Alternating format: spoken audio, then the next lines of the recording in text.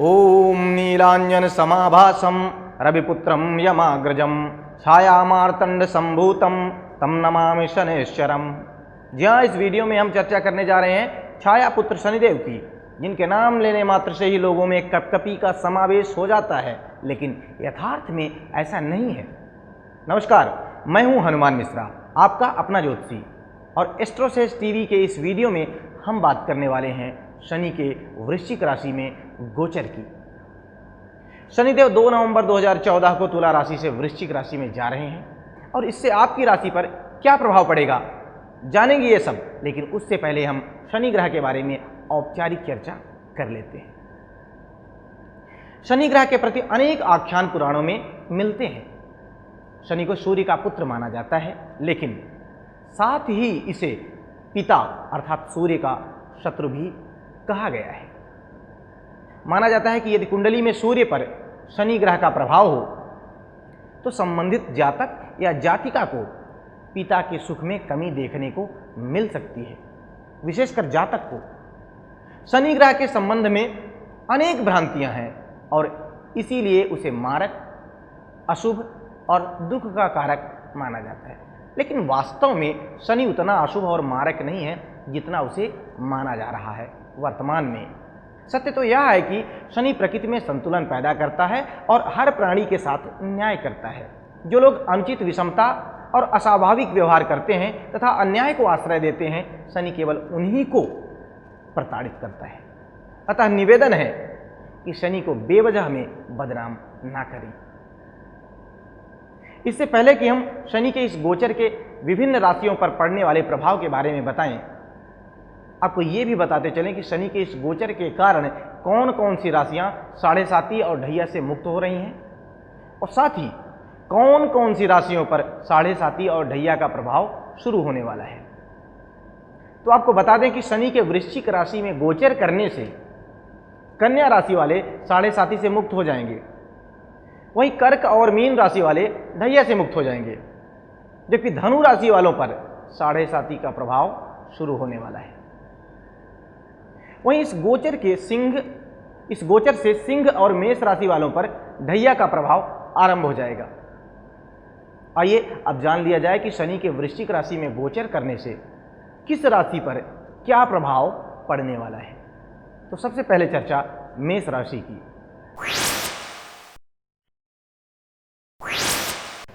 मेष राशि वालों, शनि आपके 8वें भाव में जा रहा है, अतः काम धंधे को लेकर कुछ तनाव का आना स्वाभाविक है। हालांकि शनि के घर देर है, अंधेर नहीं, अतः देर से ही सही मेहनत के मीठे फल का स्वाद आप ले पाएंगे। यकीन माने, यदि आपने अपने लक्ष्य से भटकाव नहीं किया, यानी लक्ष्य से नहीं भटके आप और प्रयास करते रहे, तो शनिदेव आपको सरकार और संस्थाओं से भी लाभ दिलवाएंगे। आप पूंजी निवेश और जमीन जायदाद की खरीद भी कर सकते हैं। देश या विदेश की लंबी यात्रा भी शनिदेव आपको करवा सकते हैं। आपके अधिकार और कार्य क्षेत्र में मनोवांछित बदलाव आने की भी उम्मीद है, हालांकि इसके लिए आपको थोड़ा सा प्रयास अधिक करना पड़ सकता है। लेकिन अब ढैया का प्रभाव भी तो अपना असर दिखाएगा। फलस्वरूप कुछ सावधानी भी जरूरी है, जैसे कि यात्रा के दौरान अपने स्वास्थ्य का ख्याल रखें और जमा पूंजी का रख रखाव सही ढंग से करें। अष्टम का शनि कभी कभी छल और धोखे से भी धन की हानि करवा देता है, अतः लेन देन से संबंधित किसी भी काम को बहुत ही उम्दा ढंग से, बहुत ही अच्छे ढंग से करें। और यदि किसी प्रकार के कष्ट का अनुभव करते हैं तो उपाय के रूप में अपने साथ चांदी का एक चौकोर टुकड़ा रखें। शनिदेव की कृपा जरूर मिलेगी। और अब बात वृष राशि की। वृष राशि वालों, शनि आपके 7वें भाव में है, अतः यह आपकी आमदनी में वृद्धि करवा तो सकते हैं, लेकिन खर्चे भी बढ़वा सकते हैं। इतना ही नहीं, हो सकता है कभी कभी आप आमदनी अठन्नी और खर्चा रुपया वाली स्थिति की अनुभूति भी करें, यानी कि आय की बजाय जो खर्च है अधिक हो सकता है। हालांकि इस प्रकार की अनुभूति कम कमाई वाले जो लोग हैं उनको ज़्यादा होगी। जो लोग बहुत कमा रहे हैं उनको कोई विशेष फर्क नहीं पड़ेगा। राजकीय और सामाजिक जीवन में आप परेशानी का अनुभव कर सकते हैं। कोई महत्वपूर्ण कार्य में अवरोध भी संभव है। शनि के इस प्रभाव के कारण आपका कोई प्रियजन आपसे दूर जा सकता है। शनि का संकेत यह भी है कि व्यापार और कारोबार में बड़े ही संयम के साथ आपको निवेश करना है। बेवजह के विवाद और कानूनी पचड़ों में भी नहीं पड़ना है, बल्कि इनसे दूर रहने की सलाह हम आपको देना चाहेंगे। शनि के इस प्रभाव के कारण आपको भाग दौड़ थोड़ी ज़्यादा करनी पड़ सकती है। यदि आप अपने घर को बेचकर कहीं और शिफ्ट होना चाह रहे हैं तो इस मामले में शनि का गोचर आपके लिए मददगार साबित हो सकता है। अब अगर हम उपाय की बात करें तो उपाय के रूप में काली गाय की सेवा करना उचित रहेगा, इससे शनि की कृपा आप पर बनी रहेगी। और अब बात मिथुन राशि की।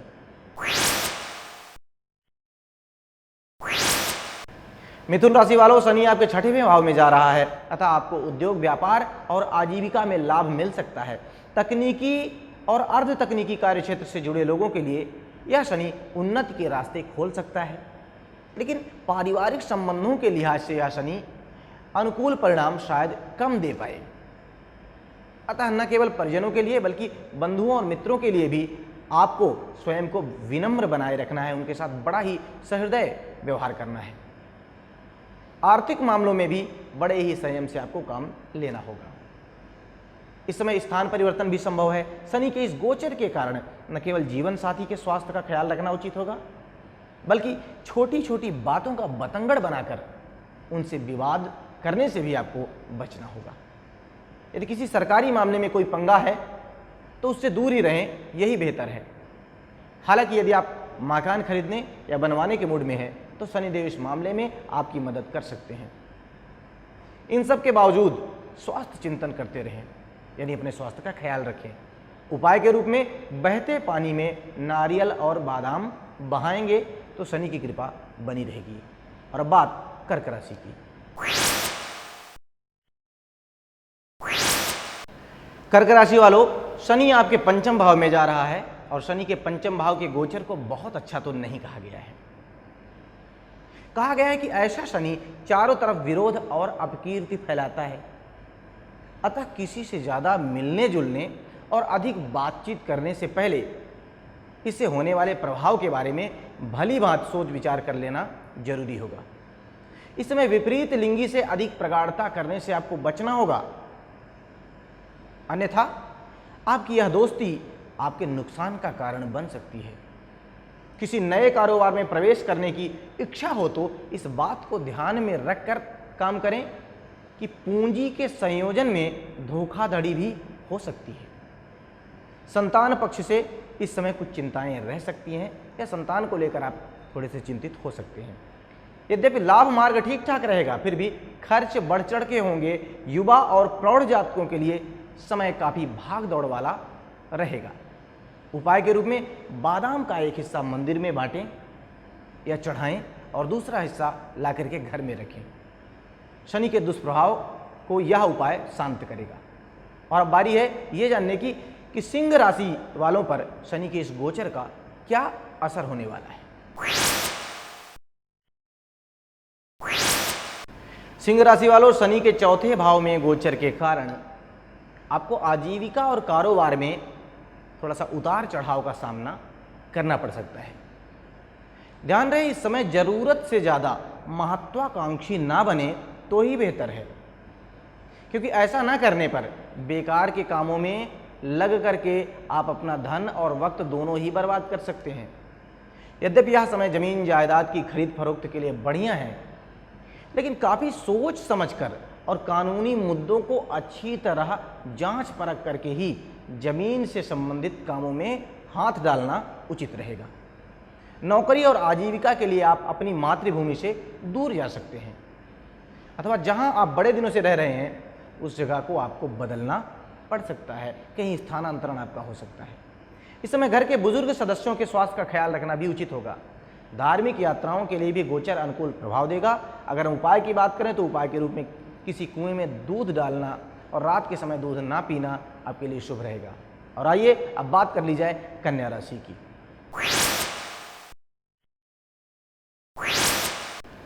कन्या राशि वालों, शनि आपके 3रे भाव में जा रहा है।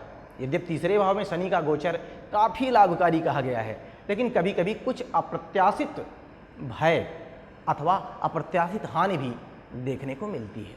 अतः इस गोचर के कारण संतान पक्ष को लेकर कुछ सुकून का अनुभव आप कर पाएंगे। घर परिवार में मांगलिक आयोजनों के योग बनेंगे। कारोबार और नौकरी में भी उन्नति होती हुई नजर आ रही है। यदि आप विदेश जाने के लिए प्रयासरत हैं तो विदेश जाने के अवसर आपको मिलेंगे। भाई पिछले कई वर्षों से जो 7.5 की पीड़ा आपकी राशि ने भोगी है, उसके परिणाम स्वरूप अब जीवन में सकारात्मकता का आना भी तो बनता है। फलस्वरूप अब धन जमा होगा और निवेश करने में आपकी रुचि रहेगी। लेकिन शेयर बाजार और अन्य प्रकार के सट्टाबाजारी में सावधानी बरतें तो बेहतर रहेगा, क्योंकि जैसा कि मैंने पहले ही कहा, संयम से काम लेना जरूरी होगा तो सब कुछ शुभ रहेगा। उपाय के रूप में आँखों की दवाएं मुफ्त में बांटें तो शुभता आएगी। और अब चर्चा तुला राशि की। तुला राशि वालों, शनि का गोचर आपके दूसरे भाव में हो रहा है, अतः आपको अपनी वाणी पर विशेष संयम रखने की सलाह मैं देना चाहूँगा, अन्यथा लोग बेवजह आपके शत्रु बनते चले जाएंगे। चल अचल संपत्ति के लेन देन में बाधा आ सकती है। आर्थिक मामलों में तो विशेष सावधानी रखने की जरूरत रहेगी। शारीरिक पीड़ा के भी योग हैं, विशेषकर आंखों की तकलीफें रह सकती हैं।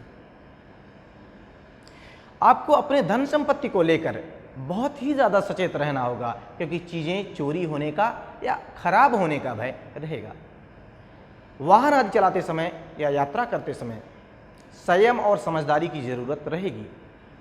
शनि के इस गोचर के कारण आपको आत्मनिर्भर रहने की सलाह भी हम देना चाहेंगे, क्योंकि शायद आपकी आशा के अनुरूप आपके मित्र व रिश्तेदार आपकी मदद ना कर पाएं, अतः आत्मनिर्भर रहना ही उचित होगा।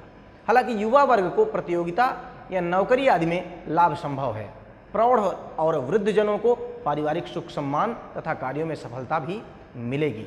उपाय के रूप में नंगे पांव मंदिर जाना शुभ रहेगा, यानी कि घर के पास वाले मंदिर में जाना हो तो नंगे पांव मंदिर तक जाएं।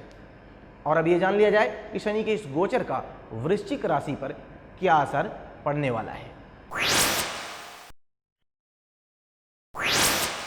वृश्चिक राशि वालों, शनि का गोचर आपके प्रथम भाव में हो रहा है, अतः शरीर के कमजोर होने का भय रहेगा। इसलिए अपनी फिटनेस का खास ख्याल रखना होगा। काम में इतना अधिक न खो जाएं कि अपने स्वास्थ्य का ख्याल ही न रख पाएं। थकान व नीरसता के अनुरूप शरीर को आराम दें, यानी थक जाएं तो आराम जरूर करें। कोशिश करें कि ऐसे शत्रु ना बनाएं जो आपकी सामाजिक प्रतिष्ठा में बाधा पहुंचाएं। न केवल स्वयं सजग रहें बल्कि घर के लोगों को भी सजग रखना जरूरी होगा, जिससे कि किसी अव्यवस्था के कारण धन की हानि ना हो। कारोबारियों के लिए शनि की यह स्थिति कुछ उतार चढ़ाव की स्थिति दिखा सकती है। इस कारण से कभी फायदा तो कभी नुकसान संभावित है। हालांकि पारिवारिक जीवन में भले ही कुछ परेशानियां रहें, लेकिन जो आपका व्यक्तिगत जीवन है, दाम्पत्य जीवन है, वह अपेक्षाकृत अच्छा रहेगा। साझेदारी के कामों में भी यदि आपने कोशिश की तो कोई बड़ी दिक्कत नहीं आएगी। उपाय के रूप में शराब और मांसाहार से दूर रहें और बंदरों की सेवा करें तो शुभता बनी रहेगी। और आइए अब बात कर ली जाए धनु राशि की। धनु राशि वालों, शनि आपके 12वें भाव में रहेगा, अतः जीवन में कई तरह के उलटफेर होने की संभावना है। हो सकता है कि आपको ऐसा लगे कि घर के लोग या विशेषकर आपकी संतान आपकी बात न मानकर मनमानी काम करने में लगे हैं। आपको ऐसा लग सकता है कि आपके द्वारा संचित किया गया धन बेकार के कामों में खर्च हो रहा है। जहां तक संभव हो इस अवधि में वाद विवाद को टालने की कोशिश करनी है। इतना ही नहीं, आपको अपने स्वास्थ्य को लेकर के भी किसी भी प्रकार की लापरवाही बरतना ठीक नहीं होगा। यानी ऐसे में आपको धैर्य बनाए रखते हुए, धैर्य से काम लेते हुए, समय के रुख को देखते हुए अपने काम में लगे रहना है। किसी भी के प्रकार के स्वार्थ और लालच में आपको लिप्त नहीं होना है। किसी भी प्रकार के स्वार्थ या लालच में पड़कर किसी भी प्रकार की परेशानियों को निमंत्रण देने से आपको बचना होगा। यानी जो है उसी में संतुष्ट रहें और जैसा चल रहा है उसी को स्वीकार करना ही समझदारी का काम होगा। शनि की नकारात्मकता को कम करने के लिए उपाय के रूप में किसी काले कपड़े में 12 बादाम बांधकर उसे किसी लोहे के बर्तन में भरकर किसी अंधेरे कमरे में रखना बेहतरी लाएगा। और अब बात मकर राशि की। मकर राशि वालों, शनि आपके लाभ भाव में गोचर करेगा, यानी आपका अंतःकरण आपको कुछ नया करने की प्रेरणा देगा और कोई नया काम आप शुरू कर सकते हैं। किंतु ध्यान रहे कि यदि आपने पूर्व में कुछ ऐसे कार्य किए हैं जो कि शनिदेव की नज़र में उचित नहीं है, तो दंडाधिकारी शनिदेव कुछ प्रतिकूल परिणाम भी दे सकते हैं। लेकिन यदि आपने कुछ भी गलत नहीं किया है तो आपको किसी भी तरह की चिंता करने की कोई ज़रूरत नहीं है। संतान पक्ष को लेकर थोड़ी बहुत चिंताएं जरूर रह सकती हैं। हालांकि आमदनी के अच्छे योग हैं, लेकिन कोई बड़ा खर्चा भी सामने आ सकता है, तो बेहतर होगा कि धनागमन होते ही उसे कहीं अच्छी जगह पर निवेश कर दें। स्वभाव में किसी तरह का चिड़चिड़ापन बिल्कुल ना लाएं। शनि के पहले भाव में दृष्टि होने के कारण कुछ शारीरिक कष्ट रह सकता है, लेकिन कोई अप्रत्याशित लाभ होने के भी अच्छे योग बन रहे हैं। तकलीफ होने की स्थिति में उपाय के रूप में 43 दिनों तक तेल या शराब की बूंदें जमीन पर गिराएं। ध्यान रहे ये पक्का फर्श नहीं होना चाहिए, बल्कि कच्ची मिट्टी होनी चाहिए। और मकर राशि के बाद बारी आती है कुंभ राशि की। तो आइए जान लेते हैं कि शनि के इस गोचर का कुंभ राशि वालों पर क्या प्रभाव रहेगा। कुंभ राशि वालों, शनि गोचरवश आपके दशम भाव में विचरण कर रहे हैं, यानी यह समय कार्य व्यापार में तरक्की देने वाला रहेगा। सामाजिक प्रतिष्ठा भी बढ़ने के अच्छे योगायोग हैं। यह गोचर राजकीय कार्यों के लिए भी अनुकूल रहेगा। यदि आप बड़े दिनों से राजनीति में जाने के मूड में हैं तो शनि का यह गोचर आपके लिए मददगार सिद्ध होगा। साथ ही यदि आप किसी सामाजिक कार्य में संलग्न होने का विचार कर रहे हैं तो उसके लिए भी शनि के इस गोचर को काफ़ी अनुकूल कहा जाएगा। लेकिन घर के बड़े बुजुर्ग के स्वास्थ्य के प्रति सचेत रहना बहुत जरूरी होगा और स्टेटस के बढ़ जाने के कारण खर्चे भी तुलनात्मक रूप से बढ़ जाएंगे, जिन्हें कम करने की कोशिश आपको करनी होगी। नौकरी पेशा को न केवल पदोन्नति मिलने के योग हैं, बल्कि इच्छित जगह पर तबादला होने के भी योग हैं। युवाओं और विद्यार्थियों के लिए भी समय अनुकूल है। काम धंधे में सुधार होगा। देश देशांतर की यात्राएं करने के भी योग बन रहे हैं, यानी अधिकांश मामलों में आपको अच्छे परिणाम मिलने वाले हैं। फिर भी यदि परेशानी का अनुभव हो तो उपाय के रूप में अंधों की सेवा करना शुभ रहेगा। और अब बात भचक्र की अंतिम राशि यानी कि मीन राशि की। मीन राशि वालों, गोचर का जो शनि है वह आपके भाग्य स्थान पर जाने वाला है, अतः शनि आपको बौद्धिक कार्यों में मदद करने को तैयार रहेगा। यहाँ पर शनि का गोचर आर्थिक मामलों के लिए भी ठीक ठाक यानी अच्छा कहा गया है।